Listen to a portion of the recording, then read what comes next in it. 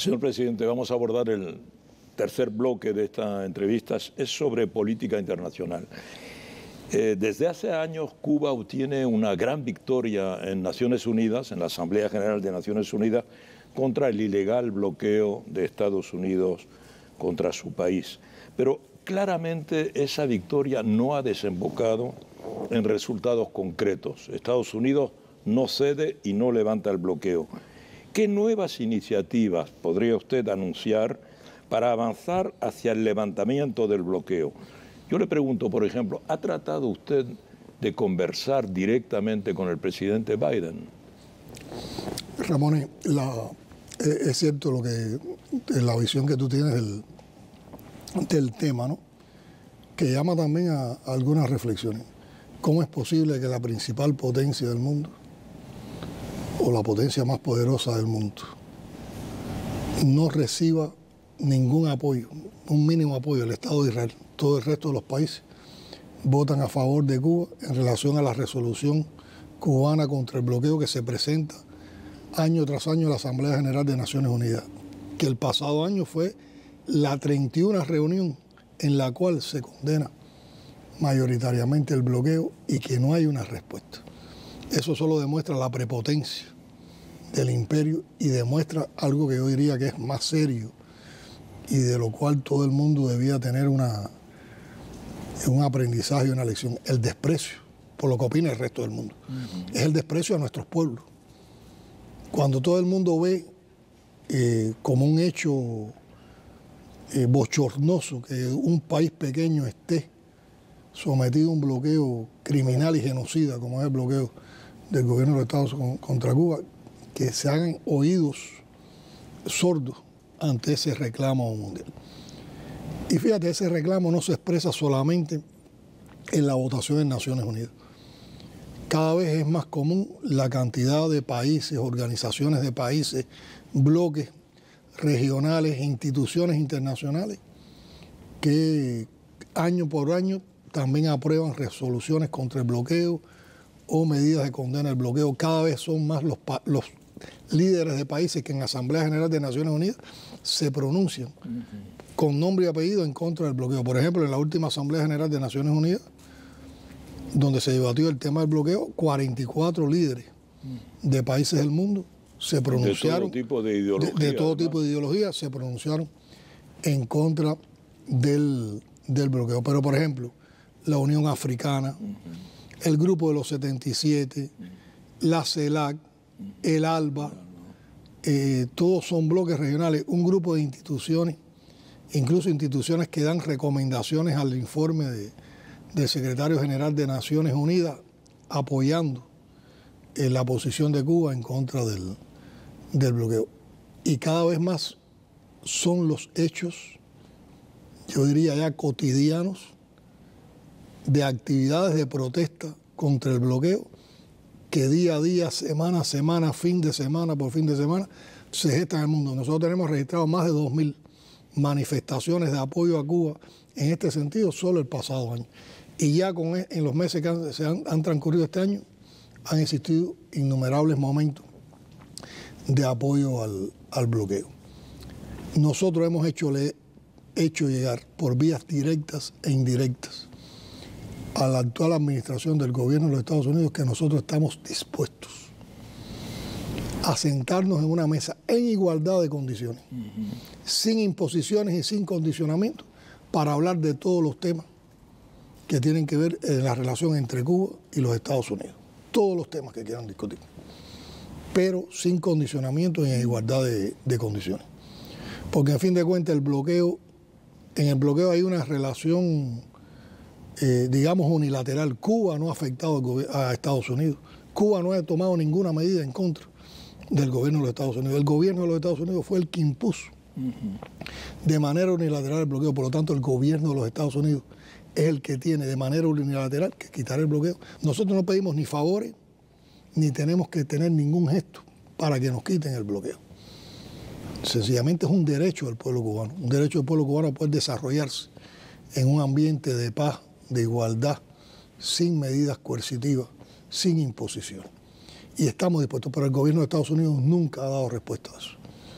Esta actual administración. Y nosotros tenemos la convicción de que esta actual administración no tiene ninguna voluntad en cambiar la situación hacia Cuba, sobre todo porque ha priorizado mucho su política a los intereses de una minoría que es la mafia cubano-americana que radica en la Florida. Y eso aleja las posibilidades de tener una relación como nosotros queremos tener, con diferencias ideológicas que siempre las vamos a tener, pero una relación civilizada entre vecinos, donde podía haber cooperación, intercambio económico, comercial, científico, financiero y en todo, cultural, en todos los ámbitos de la vida. Podía ser una relación normal como la tiene Estados Unidos con otro grupo de países que no comparten tampoco sus posiciones. Países que fueron también grandes adversarios. Grandes adversarios. Entonces, ¿por qué con Cuba este ensañamiento? Y nosotros hemos planteado la voluntad, porque además nosotros hacemos una diferencia. Nosotros no tenemos nada en contra del pueblo norteamericano. Este es un tema con el gobierno de los Estados Unidos. ¿Cómo explica usted que el presidente Biden, que fue vicepresidente de Obama durante 2 mandatos, y Obama había cambiado un poco la atmósfera, digamos, de relaciones? Obama empezó a construir una relación diferente. ¿Cómo explica usted que Biden tenga esa posición? Es inexplicable. La esposa de Biden estuvo en Cuba, tuvo una relación muy buena de experiencia, porque ella es profesora. ¿Cómo se explica? Eso solo lo explica de que en los Estados Unidos el tema no es de partido. Un demócrata actúa igual que un republicano. Hay un complejo militar industrial, hay otra construcción de poder por detrás en la sombra, que es la que decide las posiciones del gobierno de Estados Unidos, que son las posiciones imperiales. Y hay esta situación, que es la subordinación de un grupo de intereses, sobre todo por temas electorales, a las posiciones de la mafia cubano-norteamericana. ¿Y tiene usted alguna esperanza que las próximas elecciones cambien esta situación? Ojalá cambiaran y ojalá pudiéramos tener el espacio para discutir frente a frente todas nuestras posiciones y que hubiera otro tipo de relación y que se levantara el bloqueo. Pero mi convicción es que el bloqueo nosotros lo tenemos que superar por nosotros mismos, con nuestra capacidad, con nuestro trabajo, con nuestro talento, con nuestra inteligencia y con nuestro esfuerzo. Y esa sería la mejor respuesta a esta testarudez de mantener este bloqueo genocida durante tantos años. En particular, lo que sorprende es que Biden haya mantenido lo de la lista de países que ayudan al terrorismo, todo lo ha mantenido, que Trump la adoptó minutos antes de salir de la Casa Blanca. Pero además, la administración Biden ha tenido expresiones y acciones muy perversas contra Cuba. Te comenté la de los ventiladores pulmonares en la COVID. A nosotros se nos afecta la planta de producción de oxígeno medicinal. Sí. Y cuando salimos a comprar oxígeno medicinal a países del área donde podíamos en menor tiempo tener el necesario producto en el país, el gobierno de Estados Unidos presionó a compañías que nos podían suministrar el oxígeno medicinal para que no llegara ese oxígeno a Cuba. Eso es una acción totalmente criminal. Imagínate, en medio de una pandemia con sala de cuidado intensivo, con personas que tienen una afectación respiratoria, que se le negara el servicio a esas personas, los estaban condenando a la muerte y nosotros tuvimos que hacer un esfuerzo tremendo. Entonces tuvimos la ayuda de otros países para superar esa situación. Pero eso es algo que no se olvida, Ramonet. Fue una acción tan perversa. La manera en que manipularon la situación de la COVID en Cuba, cuando ellos tenían una situación más compleja que nosotros manejamos mejor la respuesta a la COVID que el propio gobierno de Estados Unidos, que sí tiene dinero y tiene riqueza, y ellos convocaron el SOS Cuba, toda la manipulación mediática, todos los sucesos del 11 de julio. Hoy tienen tanto cinismo que hoy son capaces de afirmar que ellos no han ido a otro momento de la relación con Cuba por lo que sucedió el 11 de julio. Eso es un cinismo tremendo y es una mentira tremenda con la cual quieren justificar al mundo su posición.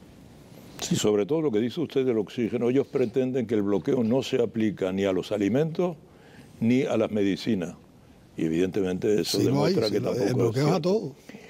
¿Puede haber una esperanza en esta información que nosotros tenemos, que circula en este momento, y es que el presidente Biden anunciaría en las primarias quién sería su vicepresidente, que ya no sería Kamala Harris, sino que sería Michelle Obama.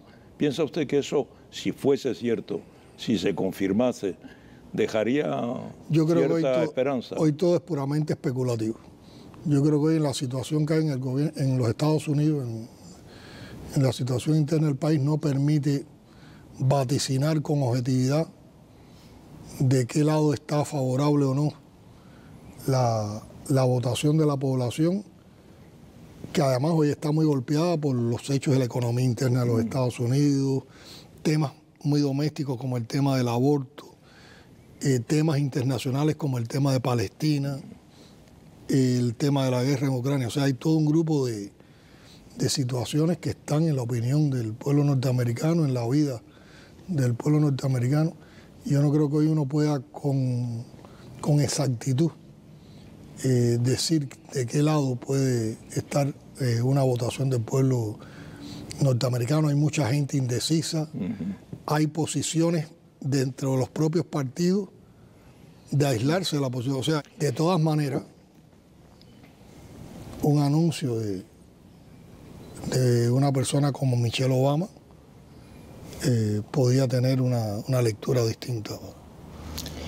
Señor presidente, usted está regresando de Moscú, en donde además de participar en la ceremonia de conmemoración de la victoria sobre el nazismo, estuvo usted también participando en la toma de posesión del presidente Putin e intervino en la plenaria del Consejo Supremo Económico Euroasiático. ¿Está usted buscando nuevas alianzas económicas? ¿Cuba cuenta integrarse de una manera u otra en la plataforma BRICS? Bueno, este fue un viaje muy interesante porque fue un viaje de aniversario, yo lo diría de alguna forma, ¿no? Y de sucesos interesantes, importantes. Primero, nosotros llegamos a Moscú en el momento en que el presidente Putin estaba en la ceremonia de toma de posesión. Ahí nos fuimos invitados y ahí no se participó. O sea, es una ceremonia muy interna, muy privada del país. Pero sí estábamos presentes en este viaje a Rusia por una invitación del presidente Putin. Entonces participamos en el Consejo Supremo de la Unión Económica Euroasiática.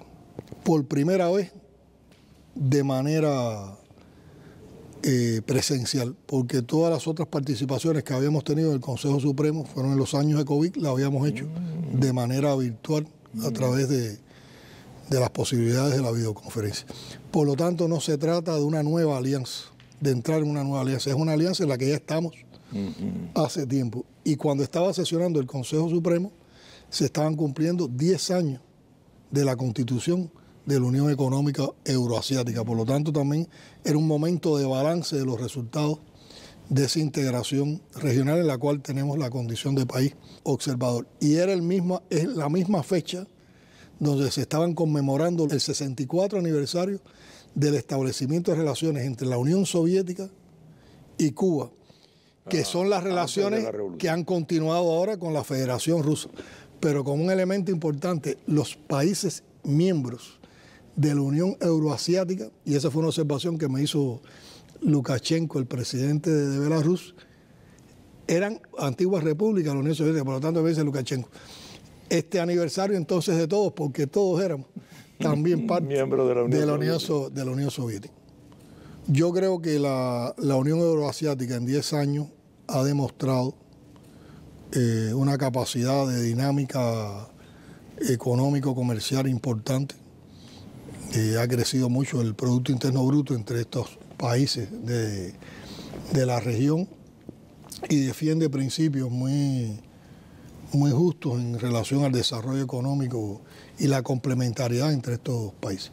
Y para nosotros es un espacio de oportunidades porque nosotros podemos aportar, sobre todo en temas como la biotecnología y la industria farmacéutica, podemos aprovechar ese espacio a partir de que se reconozcan nuestros medicamentos por las agencias reguladoras de esos países y entrar en un mercado también que es más asequible para nosotros, que ellos también tienen intenciones y necesidades de esos medicamentos y también de la transferencia de tecnología, de hacer inversiones conjuntas, abre también un espacio para que inversionistas de estos países participen en los programas de desarrollo económico y social en nuestro país, y está muy presente el tema para compartir con ellos de la soberanía alimentaria, el tema de la sostenibilidad medioambiental, o sea, el desarrollo sostenible y el respeto al medio ambiente, el desarrollo de una cultura de sostenibilidad, que es también un principio que tenemos en cuenta en nuestro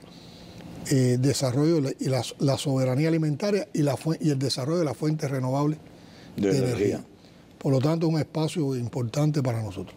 Yo creo que los BRIC es uno de las alternativas que hay hoy en el mundo, de un bloque de países que abre una expectativa de ruptura de la hegemonía norteamericana en las relaciones internacionales.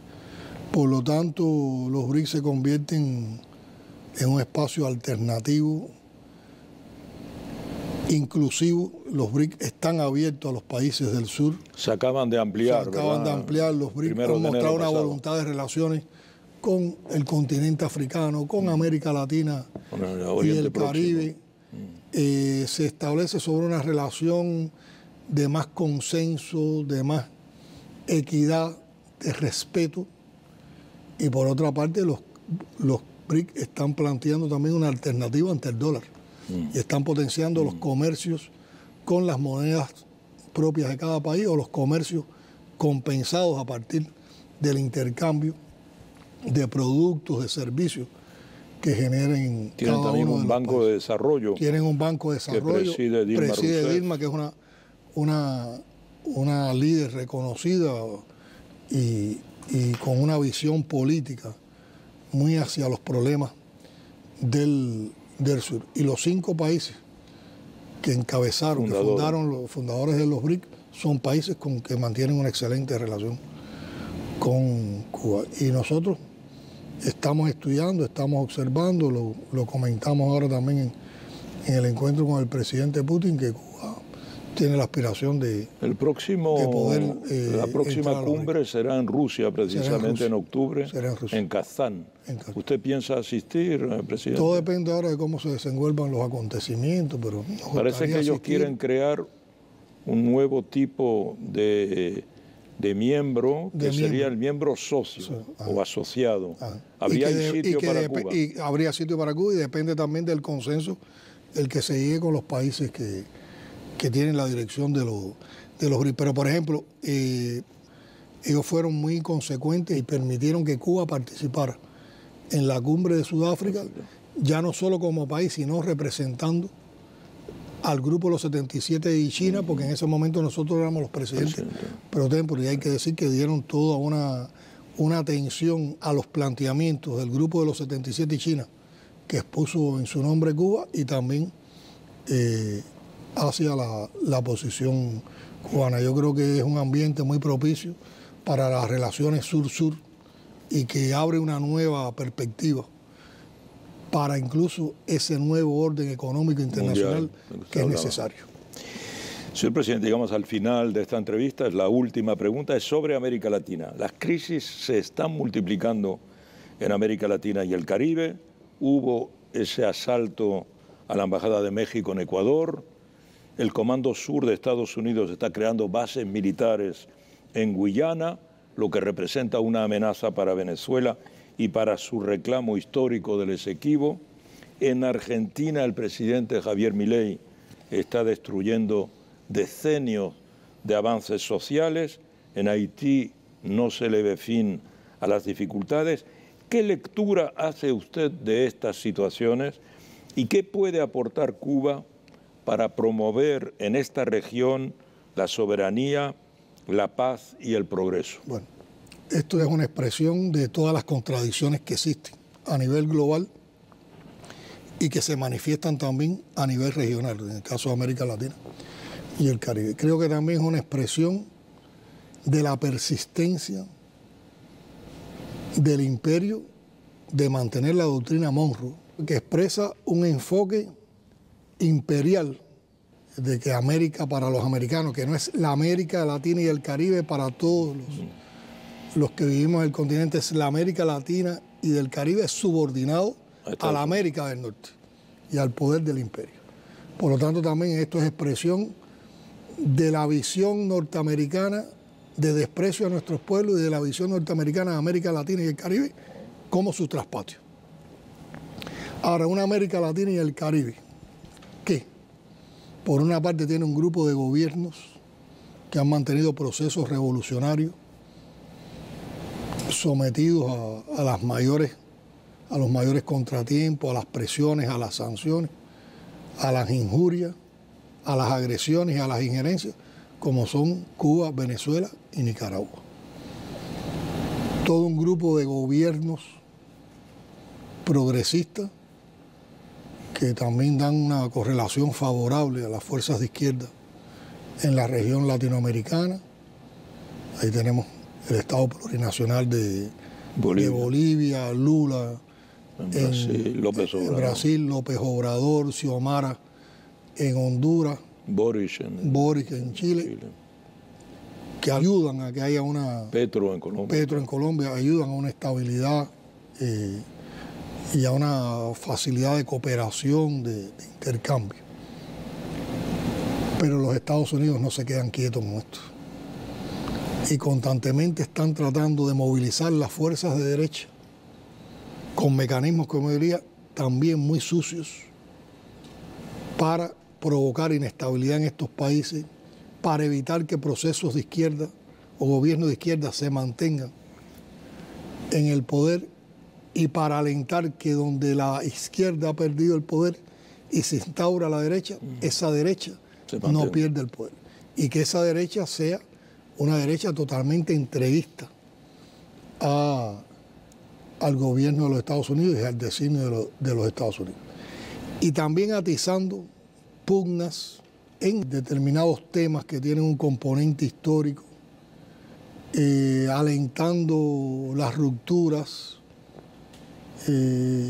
calumniando, alimentando divisiones para provocar la desunión de la región. Y eso es lo que está explicando que hoy hay algunos gobiernos que facilitan toda la política norteamericana en el continente. Incluso gobiernos que están favoreciendo la presencia de tropas de la OTAN en el territorio de América Latina y el Caribe. Gobiernos que están negando el derecho a la soberanía y a la autodeterminación de territorios de su propio país, en los cuales han existido guerras y donde hay héroes y mártires que murieron por la independencia de esos territorios, por la soberanía de esos territorios, y lo que le hacen es el halago a las potencias que se convirtieron en metrópolis de esos espacios geográficos que pertenecen a la región, en algo que uno puede considerar totalmente absurdo, irracional, antipatriótico. Antipatriótico. Y gobiernos que además tienen una proyección mediática donde expresan sus principios, pero totalmente de ofensa, de improperio contra los que pensamos diferente, contra los que pensamos hacer las cosas de una manera diferente, o contra los que defendemos otra manera de construir el mundo. Y yo siempre aspiro y entregaremos todo nuestro esfuerzo a ese mundo mejor que es posible y que al que Fidel nos convocó. Nosotros tenemos una ética. Nosotros no hablamos por la espalda de nadie. Nosotros no injuriamos. Nosotros cuando tenemos que defender una posición la defendemos de frente, y cuando tenemos que discutir una posición la discutimos de frente. Pero no somos llamados al show mediático, a los improperios, a las ofensas, a ese tipo, yo diría, de vulgaridad política para el que se prestan otros en el mundo. Como posición cubana, nosotros siempre vamos a mantener y a defender con los países de América Latina y el Caribe el respeto a la soberanía y a la independencia de esos países, el respeto a la autodeterminación sobre el sistema sociopolítico que asuman ellos a construir, y la disposición para, independientemente de sistemas, de ideologías, tener la relación más respetuosa, más solidaria, más cooperativa con cualquiera de estos países. Y lo tenemos así con la mayoría.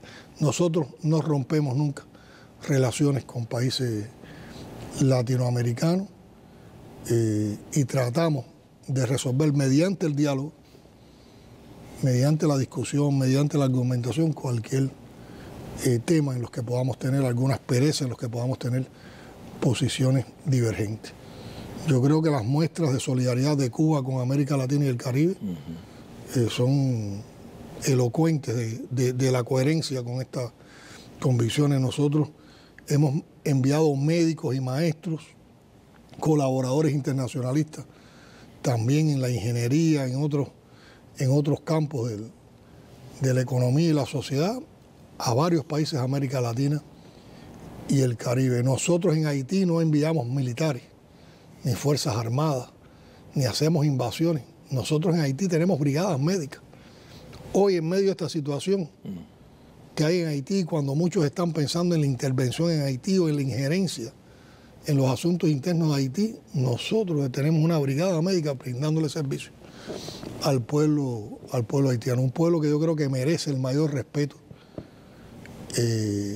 por todo lo que ha sufrido como consecuencia de haber sido la primera nación de este hemisferio que desarrolló una revolución. Un pueblo digno, un pueblo que ha estado sometido a intervenciones durante mucho tiempo, un pueblo que tuvo que pagar por su libertad una deuda, lo cual es totalmente injusto. O sea, tiene que haber un reparo hacia Haití, como tiene que haber un reparo por la esclavitud hacia los pueblos del Caribe, que son sometidos constantemente a presiones del gobierno de los Estados Unidos para romper la unidad con el resto de América Latina y el Caribe.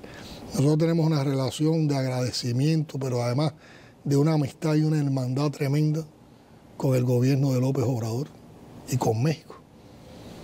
La relación de Cuba y México es una relación entrañable, histórica, es una relación de hermanos, es una relación familiar. México fue el único país que no rompió las relaciones con Cuba cuando el gobierno de los Estados Unidos convocó a toda la OEA para romper relaciones con Cuba. Defendemos la causa de Venezuela, la revolución chavista, la unidad cívico-militar y apoyamos al presidente Maduro, al cual incluso han tratado de asesinar en algo que es insólito. Apoyamos a la revolución sandinista, clamamos por la liberación, por la autodeterminación de Puerto Rico,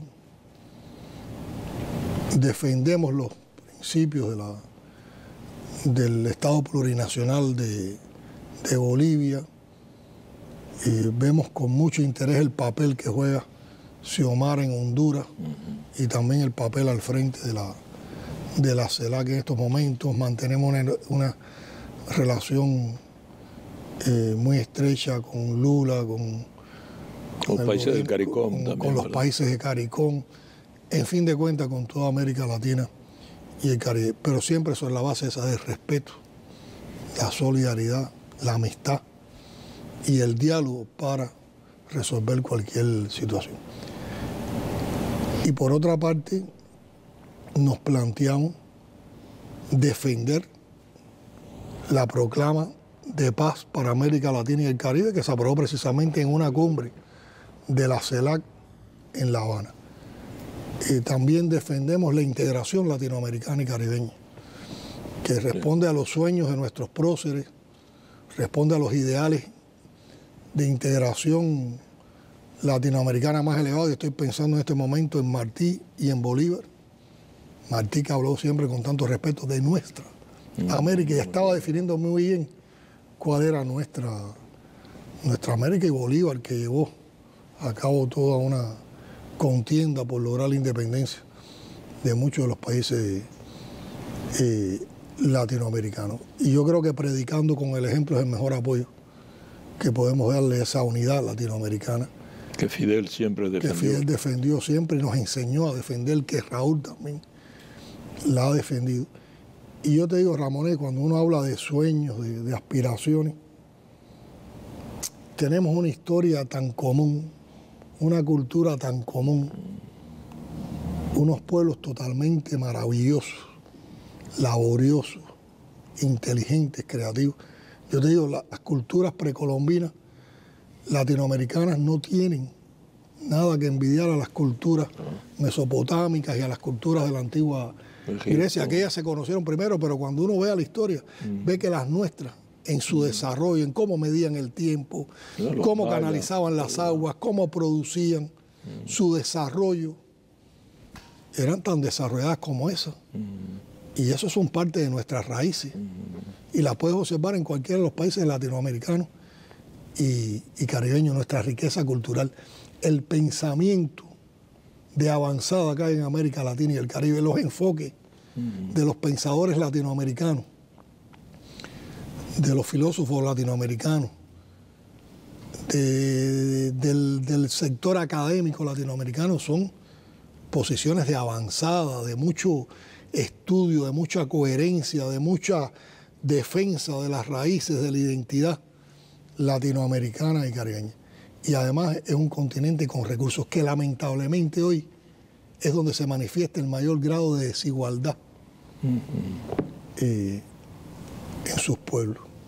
Yo estoy convencido de que con todas esas virtudes, con toda esa riqueza, y es con lo que sueño, el continente latinoamericano podía tener una integración tal que pudiera ser un ejemplo para el mundo entero de lo que puede aportar a la condición humana, al futuro, a los sueños de emancipación, a la colocación del ser humano en el verdadero centro de todo lo que se hace para el mundo. Y yo creo que ese momento, más temprano que tarde, va a llegar, porque nuestros pueblos reclaman mucha justicia, porque han vivido muchas situaciones complejas, han vivido agresión, han vivido desprecio, han vivido intervenciones, han vivido prácticas de desigualdad, han sido excluidos de procesos, han sido excluidos de posibilidades. Hay mucho analfabetismo todavía por resolver en América Latina y el Caribe. Hay mucho que avanzar en los temas de género.